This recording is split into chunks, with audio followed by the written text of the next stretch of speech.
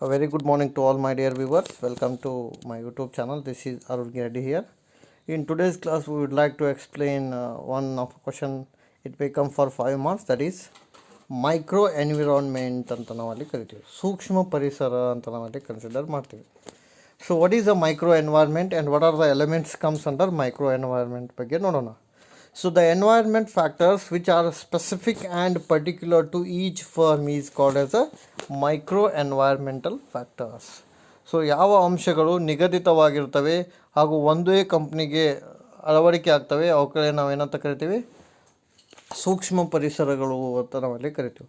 So which is applied to specific firm, ಅಂದರೆ ವಿಶಿಷ್ಟವಾದಂಥ ಕಂಪ್ನಿಗಳಿಗೆ apply ಆಗ್ತಾವಲ್ಲ ಅವಕ್ಕೆ ನಾವು ಏನಂತ ಕರಿತೀವಿ, ಮೈಕ್ರೋ ಎನ್ವೈರ್ಮೆಂಟ್ ಅಂತ ಕರಿತೀವಿ. So these are all not universally applicable. ಇವು ಒಟ್ಟರಿಗೆ ಅಪ್ಲೈ ಆಗಂಗಿಲ್ಲ, ಬಟ್ ಸ್ಪೆಸಿಫಿಕ್ ಕಂಪ್ನಿಗೆ ಅಪ್ಲೈ ಆಗ್ತಾವ. ಸೊ ಅವಕ್ಕೆ ನಾವು ಏನಂತ ಕರಿತೀವಿ, ಮೈಕ್ರೋ ಎನ್ವೈರ್ಮೆಂಟ್ ಅಂತ. And it is change from one company to another company. So ಒಂದು ಕಂಪ್ನಿಯಿಂದ ಇನ್ನೊಂದು ಕಂಪ್ನಿಗೆ ಇದು ವ್ಯತ್ಯಾಸ ಇರುತ್ತೆ ಅಪ್ಲೈ ಆಗೋದು, but it is applied to every company ಅಂತ ನಾವಲ್ಲಿ ಹೇಳ್ಬೋದು.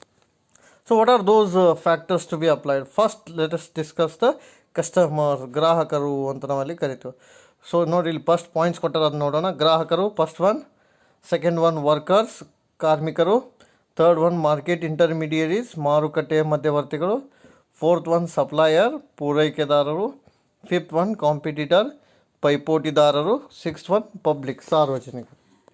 ಸೊ ಇವರು 6 ಜನ ಏನ್ರಿ ಸೂಕ್ಷ್ಮ ಪರಿಸರದಲ್ಲಿ ಬರ್ತಕ್ಕಂಥ ವ್ಯಕ್ತಿಗಳು ಅಂತ ನಾವಲ್ಲಿ ಕರಿತೀವಿ. ಇವರು ಒಂದು ನಿಗದಿತ ಕಂಪ್ನಿ ಮೇಲೆ ಪ್ರಭಾವವನ್ನು ಬೀರ್ತಾರೆ ಅಂತ ನಾವಲ್ಲಿ ಹೇಳ್ಬೋದು. So let us discuss one by one. First one is customers ಅಂತ ಕರಿತೀವಿ, ಗ್ರಾಹಕರು. So this is a very important point. Customers are playing a very important role nowadays because creation of firm which can create and sustain in the market is depend on the customer. ಅಂದರೆ ಏನು ಹೇಳಕ್ಕೆ ಪ್ರಯತ್ನ ಪಟ್ಟಾರಂದ್ರೆ, if any firm want to sustain in the market, who are playing a very important role? Customers are playing a very important role ಅಂತ ನಾವಲ್ಲಿ ಕರಿತೀವಿ. Because the firm has to satisfy the customer needs, wants and demand by their product ಅಂತ ನಾವಲ್ಲಿ ಹೇಳ್ತೀವಿ. So ಇಲ್ಲಿ ನೋಡಿ, ಗ್ರಾಹಕರ ಅಭಿಲಾಷೆಗಳು ಬೇರೆ ಬೇರೆ ಇರ್ತವೆ, ಗ್ರಾಹಕರ ಅಭಿಪ್ರಾಯಗಳು ಬೇರೆ ಬೇರೆ ಇರ್ತವೆ. ಸೊ ಅವುಗಳಿಗೆ ಅನುಗುಣವಾಗಿ ಉತ್ಪಾದಕನು ಏನು ಮಾಡಬೇಕಾಗತ್ತೆ, ಇಲ್ಲಿ ವಸ್ತುವನ್ನು ಉತ್ಪಾದನೆ ಮಾಡಬೇಕಾಗತ್ತೆ. Nowadays the likes and dislikes of customer is playing a very important role. Whether firm profit is there or loss is there, that is depend upon the customers behaviour ಅಂತ ನಾವಲ್ಲಿ ಕನ್ಸಿಡರ್ ಮಾಡ್ಬೋದು. So how the customer behave based on that the profit is depend ಅಂತ ನಾವು. ಆಮೇಲೆ customer always they wish innovative product and the new marketing methods they are expecting.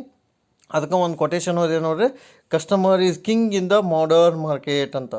So ಆಧುನಿಕ ಯುಗದಲ್ಲಿ ಗ್ರಾಹಕನು ಮಾರುಕಟ್ಟೆಯ ರಾಜ ಅಥವಾ ರಾಣಿ ಅಂತ ನಾವು ಅಲ್ಲಿ ಕರಿತೀವಿ.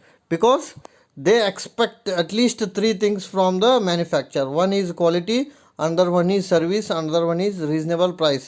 ಇವು 3 ಚಲೋ ಇರ್ಬೇಕು ನೋಡ್ರಿ. ಯಾವ್ಯಾವ್ರಿ? Quality, service, price. ಅವಾಗ ಮಾತ್ರ ಏನಾಗತ್ತೆ ರೀ, ನಿಮ್ಮ ಪರ್ಟಿಕ್ಯುಲರ್ ಫಾರ್ಮ್ ಏನಾಗತ್ತೆ, ಪ್ರಾಫಿಟ್ ಒಳಗೆ ಬರುತ್ತೆ. ಹಾಗಾಗಿ if you satisfy the customer by these 3 value, automatically you are there in the market ಅಂತ ನಾವಲ್ಲಿ ಹೇಳ್ಬೋದು. ಸೊ ಕ್ವಾಲಿಟಿ ಇರಬೇಕು, ಸರ್ವೀಸ್ ಇರಬೇಕು, ಪ್ರೈಸ್ ಇರಬೇಕು. ಆಮೇಲೆ ಸೆಕೆಂಡ್ ಇಂಪಾರ್ಟೆಂಟ್ ಪಾಯಿಂಟ್ ಯಾವುದು ಅಂದರೆ, ನಿಮ್ಮ ಬಿಸ್ನೆಸ್ ಮೇಲೆ ಇನ್ಫ್ಲೂಯೆನ್ಸ್ ಮಾಡೋದು ವರ್ಕರ್ಸ್ ಮತ್ತು ಯೂನಿಯನ್ ಅಂತ, ಕಾರ್ಮಿಕರು ಮತ್ತು ಒಕ್ಕೂಟ ಅಂತ. So because our business environment is depend upon the relationship with worker, because the worker and the management should maintain the betterment of a organisation. So they have to be a cordial relation ಅಂತ ನಾವಲ್ಲಿ ಹೇಳ್ತೀವಿ. So if the relation cordial ಇದ್ರೆ ಏನಾಗುತ್ತೆ ಅಂದರೆ work correct ಆಗುತ್ತೆ. If the relation between worker and management is not good, what will happen?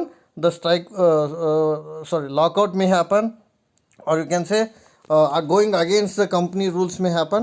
So this can be happen ಅಂತ ನಾವಲ್ಲಿ ಹೇಳ್ತೀವಿ. ಸೊ ಹಂಗಾಗಿ ವರ್ಕರ್ ಜೊತೆ ನಾವು ಏನು ಮಾಡ್ಬೋದು, ಯಾವಾಗಲೂ ಬೆಟರ್ ರಿಲೇಷನ್ಶಿಪ್ಪನ್ನು ಇಟ್ಕೋಬೇಕು.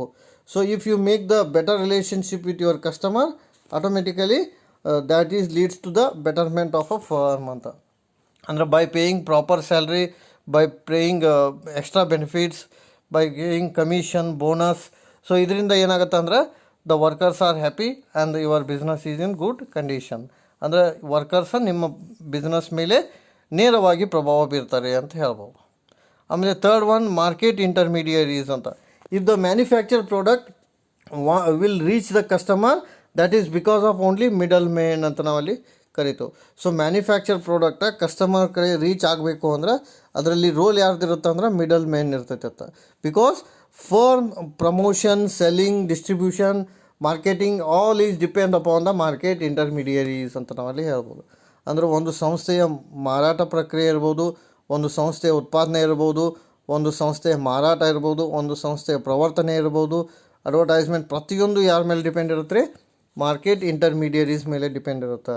So if market intermediaries are not good, automatically your firm will fail ಅಂತ. ಹಾಗಾಗಿ success of any business will depend upon the aggressive marketing strategy, aggressive intermediaries.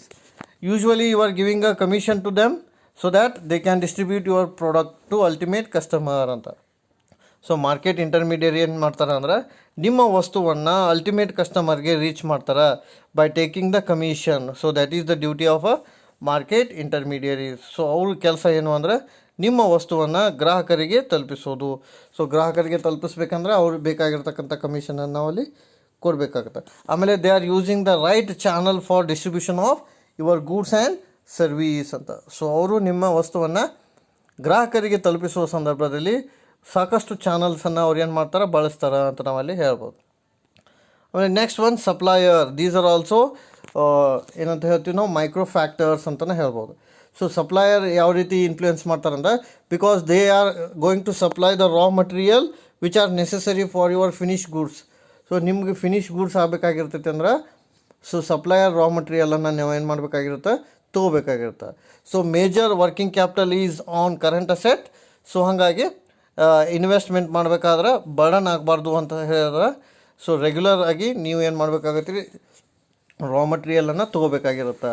Because raw material ಬರೋದು ಕರೆಂಟ್ ಅಸೆಟ್ ಒಳಗ. If current asset effect ಆಯಿತು ಅಂದ್ರೆ ನಮ್ಮ working capital problem ಆಗುತ್ತೆ. ಹಾಗಾಗಿ suppliers is also playing a very important roll.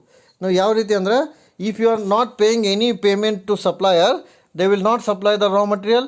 If the raw material is not supplied, then the work is to be stopped ಅಂತ. ಹಾಗಾಗಿ supplier ಕೂಡ ಭಾಳ ಇಂಪಾರ್ಟೆಂಟ್ ನಿಮ್ಮ ಬಿಸ್ನೆಸ್ ಸಕ್ಸಸ್ ಮತ್ತು ಫೇಲ್ಯೂರ್ಗೆ. ನೀವು ಅವ್ರ ಜೊತೆ ಉತ್ತಮ ಸಂಬಂಧವನ್ನು ಇಟ್ಕೊಂಡ್ರೆ ಅಂದರೆ ಅವ್ರಿನ ಟೈಮ್ ಒಳಗೆ ರಾ ಮಟೀರಿಯಲ್ ಸಪ್ಲೈ ಮಾಡಿದಾಗ ನೀವು ಅವ್ರಿಗೆ ವಾಪಸ್ ಹಣವನ್ನು ಕೊಟ್ಟರೆ ಏನಾಗುತ್ತೆ ರೀ, ಸಪ್ಲೈಯರ್ ಜೊತೆ ರಿಲೇಷನ್ ಚಲೋ ಇರುತ್ತೆ ಅಂತ ಹೇಳ್ಬೋದು ನಾವು. ಆಮೇಲೆ competitor is also playing a very important role, because competition is a part and parcel of every business. Nowadays there is a one quotation, survival is the fittest ಅಂತ ನಾವಲ್ಲಿ ಹೇಳ್ತೀವಿ.